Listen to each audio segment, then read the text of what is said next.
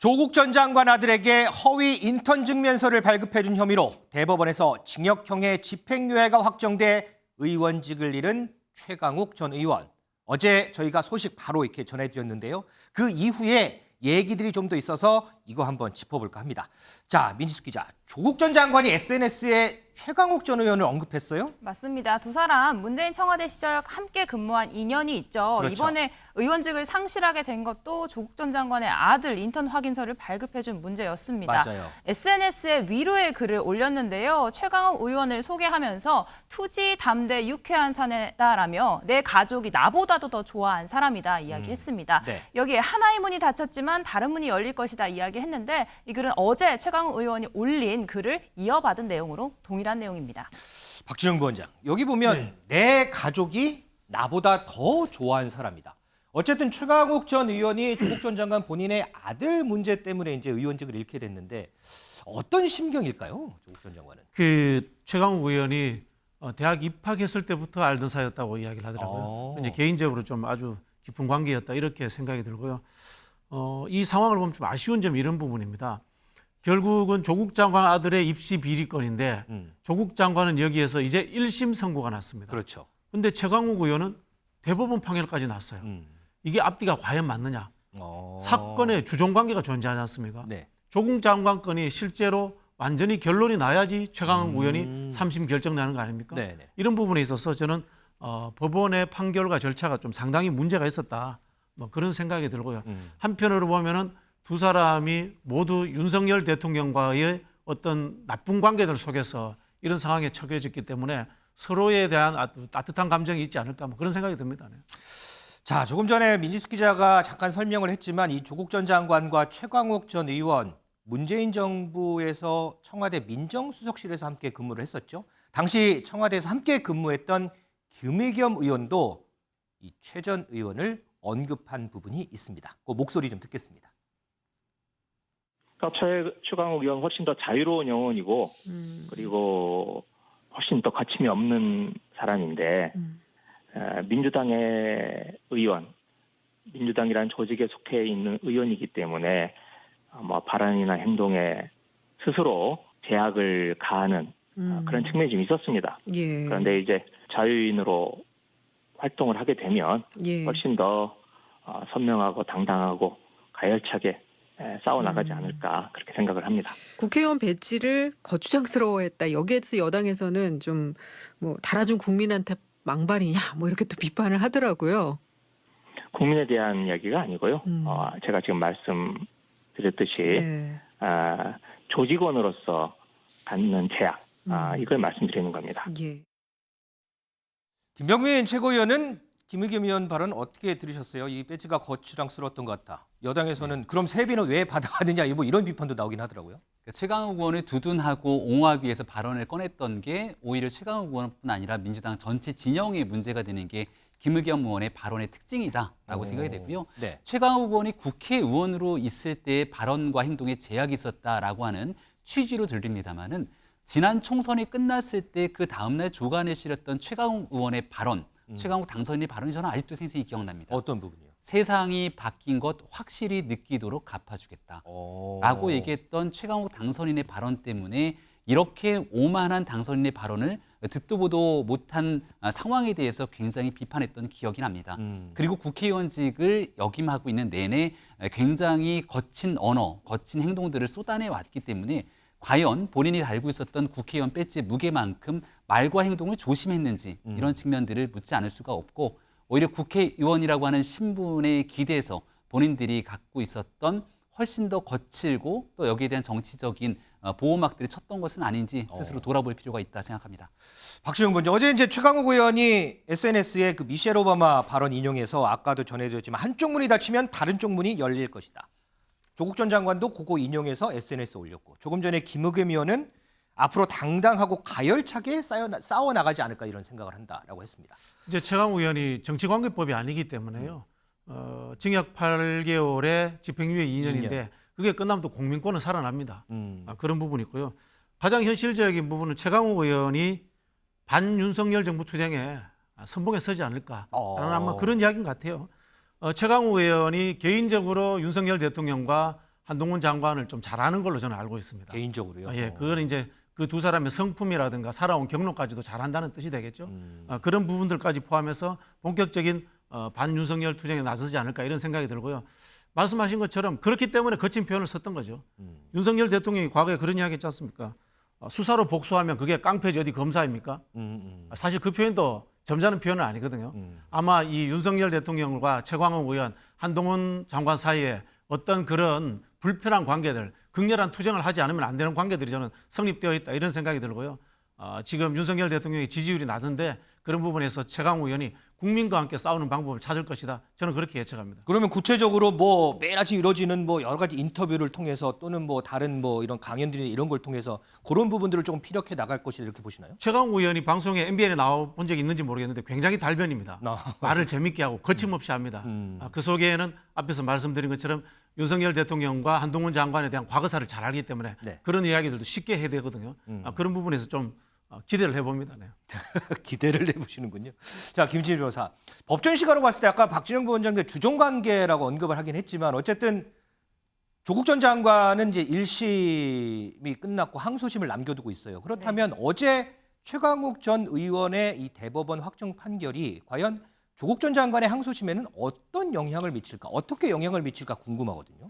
네, 일단은 이제 어제 나왔던 그 대법원 판결의 핵심이 이제 중요한 부분입니다. 네. 그러니까 핵심이 뭐였냐면, 그러니까 조 전 장관의 집에서 나온 그 저장 매체 안에 있는 그 정보, 거기에 이제 그 인턴 증명서, 허위 인턴 증명서가 들어 있었는데 이 저장 매체의 증거 능력을 인정할 수 있느냐 없느냐가 이제 어제의 핵심이었거든요. 네네. 그래서 이게 이제 가장 중요한 것입니다.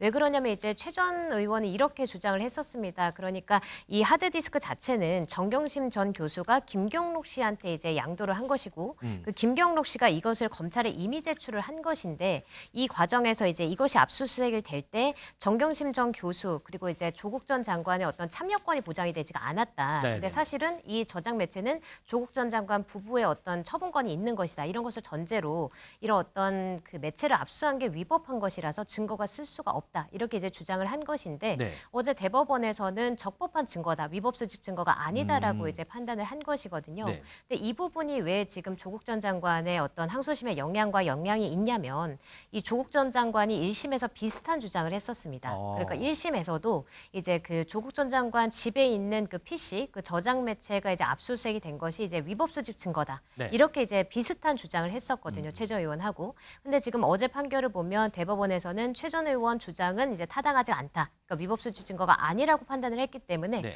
아무래도 항소심에서 조국 전 장관이 계속해서 뭐 위법수집 증거다라고 비슷한 취지의 주장을 하더라도 이번 대법원 판결로 미뤄봤을 때는 그러한 어떤 조국 전 장관의 주장이 인용될 여지가 굉장히 적어졌다라고 보는 게 맞습니다. 그렇군요. 자, 민지수 기자. 어제 최강욱 전 의원 대법원 확정 판결 이후에 연세대도 후속 조치 논의에 들어갔다면서요? 맞습니다. 이 인턴 확인서 조국 전 장관의 아들이 이 연세대 대학원 서류로 냈던 건데요. 맞아요. 연세대 측은 제출 서류 위조는 입학 취소 사유에 해당한다 이런 학칙을 이야기하면서 조만간 공정위를 열어서 입학 취소 여부 검토해볼 예정이라고 밝혔습니다. 오. 아직 일정 구체적으로 나오진 않은 상황인데요. 앞서 조민 씨가 허위 경력을 통해서 부산대 의전원 입학했던 것 이게 취소된 것과 비슷한 절차를 거칠 것으로 보입니다. 그렇군요. 자, 이런 상황에서요. 조국 전 장관의 딸이죠. 조민 씨가 에세이집 출간을 앞두고 있다는 얘기가 들립니다. 자, 조민 씨의 모습 영상으로 먼저 좀 보고 얘기 이어가도록 하겠습니다.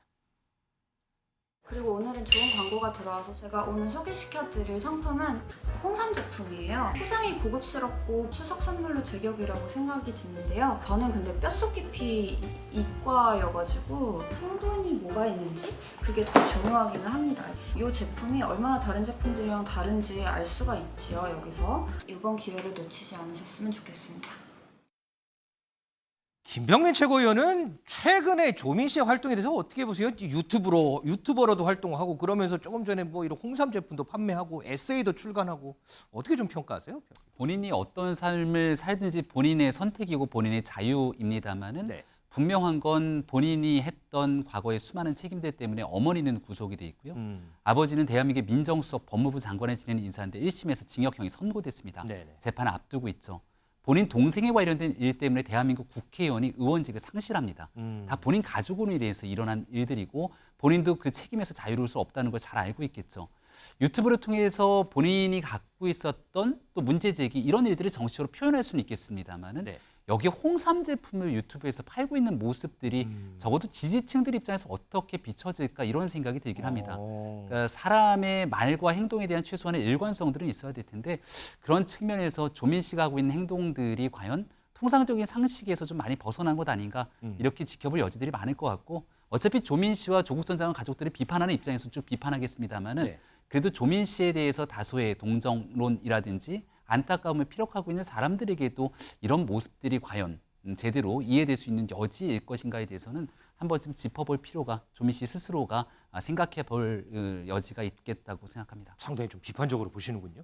자, 김진일 변호사, 이 조민 씨가 출간한다고 하는 에세이집 그 안에 내용들 좀 알려진 게 좀 있을까요?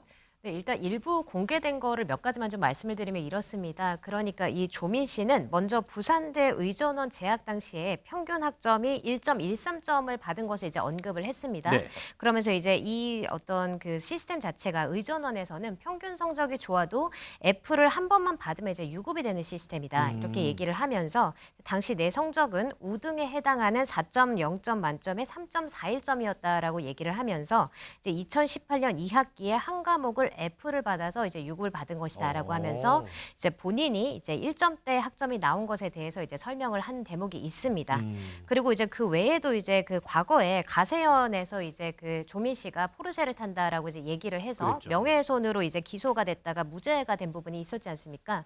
그 부분을 이제 언급을 하면서 이제 법원에서는 그 조민 씨 본인이 포르쉐 탄 적이 없는 것을 확인했는데도 불구하고 이러한 허위 사실 유포를 했는데 이 가세연 그 유포자들한테 무죄를 선고했다. 이해할 수 없다. 이런 발언도 이제 했었고요. 또 이제 그 외에도 이제 본인에 대해서 입시 비리 혐의로 불구속 기소가 된 데에 대해서는 이제 본인은 30대 성인인데 딸 인생에 빨간 줄이 그어질까 봐 걱정하는 부모님의 마음을 이용하여 자백을 압박하려는 것은 아니었나 하면서 이제 기소에 대한 본인의 심정을 드러내기도 했습니다. 한마디로 뭐 일련에 우리가 계속해서 보도했던 이런 내용들 종합해서 본인 생각을 이렇게 쓴 거군요. 그렇습니다. 박준영 부원장, 지금 보니까요. 조국 전 장관 관련해서 전시회도 열리고 있더라고요. 저희가 사진 몇 개 준비했는데 혹시 그 사진 있을까요? 그 보니까 뭐 조국 전 장관이 예전에 이렇게 케이크 사들고 이렇게 들어가던 그 모습도 이렇게 그림으로 이렇게 해놓고 문재인 전 대통령과 손을 잡고 있는 모습도 해놓고 지금 모습입니다. 저 모습들 뭐 여러 가지 이제 지금 전시회까지 열리고 있는데 조국 전 장관 가족들에 대한 이런 관심이 계속해서 사그라지지 않는 것 같아요. 조국 전 장관 본인도 포함해서. 왜 계속해서 이런 관심들이 좀 계속 이어갈까? 이 부분이 좀 궁금하거든요. 첫 번째는 동정심이 출발이었던 것 같고요. 동정심이요. 네, 두 번째는 윤석열 대통령의 실정인 것 같아요. 윤석열 정부가 지지율이 떨어지고 국민들로부터 지탄을 받으니까 네. 윤석열 대통령이 검찰총장 시절에 조국 장관에게 했던 행위들에 대해서 국민들이 더 의심을 하게 되는 거고 거기에서 피해자로서 보이는 조국 장관에 대한 동정심이 좀 더 가중되지 않나 뭐 이런 생각이 들고요. 상대적으로 보자면은 김건희 여사 이야기를 하지 않을 수가 없는데요.